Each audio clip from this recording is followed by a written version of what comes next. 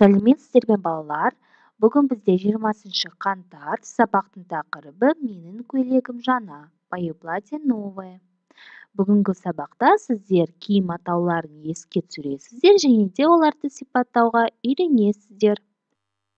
Сабақтың жаңа сөздері: жейде, жейде, рубашка, шалбар, шалбар, штаны, ботинке, ботинке, ботинки, көйлек, көйлек, платье, жаңа, жаңа, новый, ескі, ескі, старый, кию, кию, одевать.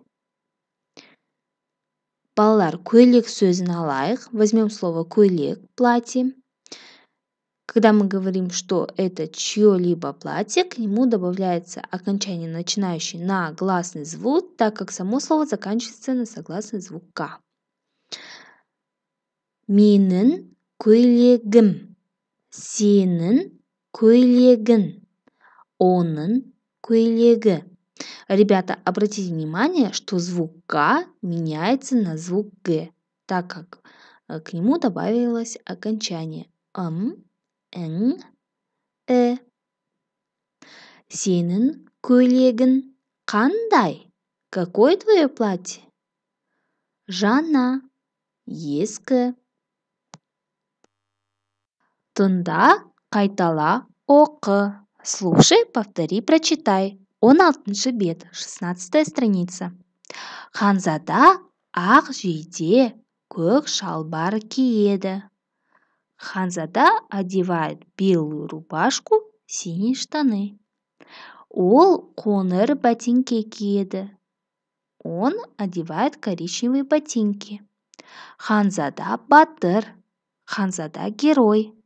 Ол ханшаны жақсы көреді. Он любит ханшу. Ханша сары көйлек киеді. Ханша одевает желтое платье.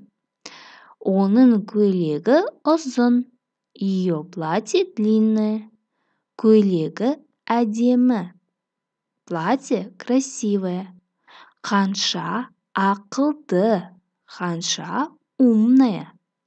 Олардың киімі таза. Их одежда чистая. Тазалық денсаулық кепілі. Чистота – залог здоровья.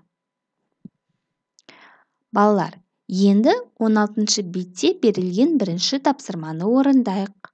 Сұраққа жауап беріңдер. Ответьте на вопросы. Ханзада не киеді? Что одевает Ханзада? Ханзаданың жейдесі қандай? Какая рубашка у Ханзады? Ханзаданың шалбары қандай? Какие штаны у Ханзады? Ханзаданың ботинкесі қандай? Ханша не киеді? Что одевает Ханша? Ханшаның көйлегі қандай? Олардың киімі қандай? Какие у них вещи? Жазылым тапсырмасы, письменное задание, көп нүктенің орнына тиісті қосымшаларды жаз. Добавьте необходимые окончания. Менің көйлегім, сенің көйлегің, оның көйлегі. Это был у нас пример, поэтому данное задание, данное слово көйлек не надо выполнять. Начинаем со второго.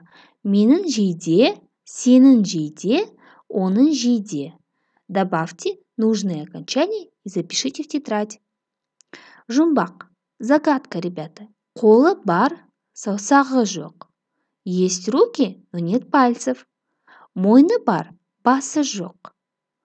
Есть шея, но нет головы. Какая это одежда, ребята? Жейде, рубашка. Осымен сабақ аяқталды. Рахмет, сау болыңыздар.